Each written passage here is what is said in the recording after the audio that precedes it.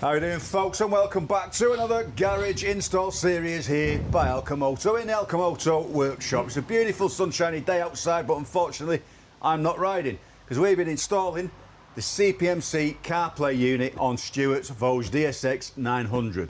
So we'll start by saying this has been quite an in-depth install really. It's a simple unit, you can do it two ways, powered by the USB or you can have it powered direct from your auxiliary and your battery.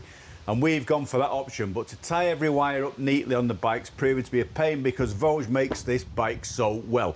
But we're going to power on the screen and go through some of the functions on the Cpmc, and is it any different than any other CarPlay we've installed on any other bike? Is it any better? And what's the reasons that we've put this on Stuart's bike? So let's get cracking. Okay, folks, the first thing you'll notice is with this unit, it's about the same size as some of the AOC units and the INNOV unit that's currently fitted on the Pan America over there. Very, very similar with the sun shield hood on the top, which we've got installed on here. So with this unit, you've got the standard ball mount system as well, which is great, but you do need the Satnav bracket on as well. Now, Stuart's bought this Satnav bracket, which we installed last night, and this was an absolute pain actually, because what you've got to do with this on the Voge, it's a cracking unit, you can see here with the bar across, but you've got to remove this and all the gubbins for the adjustable screen assembly so you can fit this Satnav bracket on. But now it's on, it works perfectly with the CarPlay unit. But anyway, let's get down to business with the CarPlay. So with the X6 unit, we'll just switch this on. And the nice people down at Cpmc have actually put the ALCHEMOTO boot logo on that. So you can have a custom logo, I suppose, if you ask them folks for that. Nice of them to do that. So Stuart's going to see my face and my badge every time he kicks his bike up now. And there's the screen. You'll see that's very, very similar to the INNOV unit. Now, the thing is with CarPlay units is what they do is one manufacturer or one supplier for the components of these will supply different manufacturers. So they're quite similar with what's on the units themselves. So the CarPlay never changes. It's just the interface that different companies will use on this. So it's quite a nice interface, to be honest with you, that. It's just linking up to CarPlay now, so the maps are on. So once your maps are on, it's the same as any other CarPlay unit out there. You know, you can go to your home settings, which is mirroring to the phone, and then back to the home screen there, or then back to maps as well by pressing this one here, that one there, and then full screen is back on your maps there. So it's a cracking little unit, nice and easy to navigate. Again, if you go to the home menu here, and then you've got your tire pressure monitor here, so you can obviously set your values on this. At the moment we've got 20 psi on the front, so that wants a bit of air, and 36 on the rear. Right, we've rectified that. What it was is the tire pressure monitor, the O-ring was missing. It was still in the bag over there, so we've put the O-ring back on, put a wind in the tire, and then now we're back up 33, 36 respectively. So that's what tells you the readings there. You've got PSI there, temperature of the tyre, and you can put a tyre alarm on as well. You've got a tyre alarm value set at 50 here.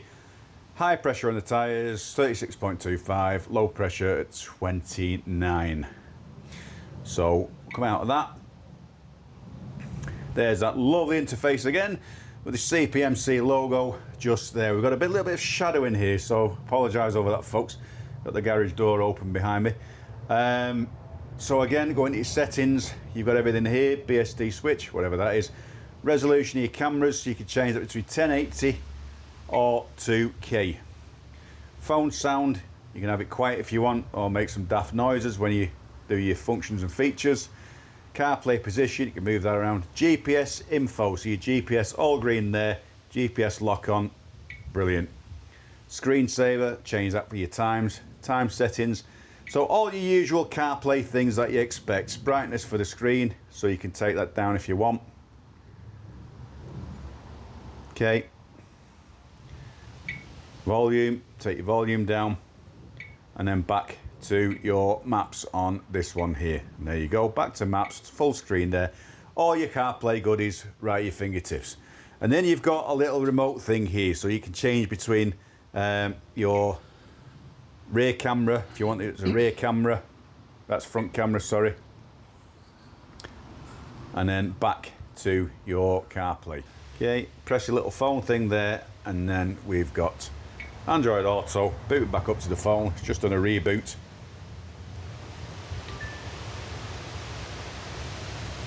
So the install we've done on this, folks, again, your GPS unit here is on the remote here, which we have fitted on here. The cameras, and even though the Voge has got an inbuilt camera here, I think Stuart's never had the SD card in. No. So never had anything recording. So now we've got the Cpmc's module here, the camera on there. Now the wiring, you can see we've got the wiring tucked down off the bracket and the unit down to here, tucked in down here, and then the relevant wiring is coming underneath this console here and the fairing, under the seat, and then to the battery down there, and then the rear camera is just here. So it's nice and easy to install, even though you've got to take off the seat, this unit, and follow the wiring around from here back up to here, and then tie your loom up nice and neat to get the unit to fit. So whatever bike you're going to fit it on, that's going to be different, but for the Voge, I think it looks okay. You've got the original screen now, and with that on top, that's going to be great now for Stuart's navigation. So Stuart, I've ridden with you a long time now over the years. I'm the only one I think that's had the CarPlay units when we've been on tour, but sometimes you've been leading the ride. And we've had a lot of frustrations on the way we're just using your mobile phone, haven't we? So you've certainly had some experience just using your phone. So explain now the benefits, what you're going to have with the CarPlay system. Well, after we'd done the Hebrides ride and everything got soaked, phones got ruined, stopped working, navigation ceased, I thought it was about time I had something that was a bit more weatherproof and a bit easier to see, and the phones can get put in your pocket or in your top box. Especially in the bad weather, because one thing we have noticed as well, and all bikes do it, that even that, though you've got your port here with the USBs, when it's piddling down, you have to leave that open. Yeah, it tends to get a bit waterlogged as well. Which we've all had the same problems with that, and then your phone's not going to charge, and then you can't get your maps. Ruined as well, and that's right. It just became a nightmare. That's right. So as good as it is having these on your bike, when it rains, no good. So the benefit of the CarPlay is going to be the fact that it's self-contained, wired in, don't have to worry about your phone whatsoever. Yeah. So you should be a lot better. Should be a lot, yeah. So I mean, I'm sure now, because you're going on a 16-day European tour with this, so this CarPlay unit's going to get a bloody good test on a full European tour. So when Stuart gets back, we'll ask him what the benefits and how good was this unit comparable to having to use your phone. So we'll find out that. That'll be in a few weeks' time. Yeah. So the Cpmc CarPlay units for your bike, folks. Now, like I said, you know, I've installed a lot of these over the past, from Aoshi to Inov to Linky Fun, which I've got one of those to test, and now from Cpmc. The fascia and the interface is completely different on other models, and that is up to you, which one you prefer on your bike. Whether or not you want the tyre pressure monitoring, and whether you want BSD radar. Certain manufacturers fit different ones to tempt you into buying it. It's whether or not you need all them features on your bike. The majority now do the front and rear cameras. This one has got up to 2K recording, which is brilliant if you so desire that, as well as the camera function and lock function on the unit, which has the integrated GPS. But apart from that, the majority will do exactly what they say it. They'll all do the same job, apart from certain ones having different features, but that's up to you guys to see which ones you do prefer. But as usual with all my reviews on the CarPlay units, there will be a discount code if you fancy having one of these units from Cpmc. But take a look on their website, certainly do that, and if it's something you fancy, see what the discount is. I'll put the link down in the description, and if it suits you, go ahead and buy one. Right, folks, so the Cpmc CarPlay unit, what I do like about this is the simplicity for installation. Now, you can make that as easy or difficult as you want. Obviously, installing it on the Voge, there was a lot more in the way of the fairings and the neat fit that there is on that bike. So a few panels, the seat, etc. Also the screen and the adjustable bracket and everything had to come off to put the bracket on for the nav. and then a lot of the panels underneath to make sure that wiring was tucked out of sight as much as we could to do more or less as a factory install, because the one thing you want to do is obviously make sure your wiring is not going to snag on anything while you're riding. That's the important thing. But what CPMC have done is simplified that, and even though you've got your front and rear cameras, there's only basically those two wires, your main feed wire and then your battery wire as well. And remember as well that you can also, if you want to, this is supplied with a USB power. So if you want to, you can put that into the unit and then the USB straight to a USB powered device on your bike. So if you don't want to wire it to your battery and have it on a permanent wiring, you can use it via the USB and then remove the unit if so desired.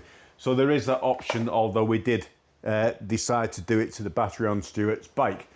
And as I've said, a lot of the Carplay units can be a lot more complicated in the wiring and what they fit. Ideally, the riders, we just want the simplest things. We use it mainly for the maps. You know, if you're using Cardo, then your phone calls and etc. are taken care of via that. So you don't really need that via Carplay unit. The only thing we really want it for is the maps and to have that nice and clear.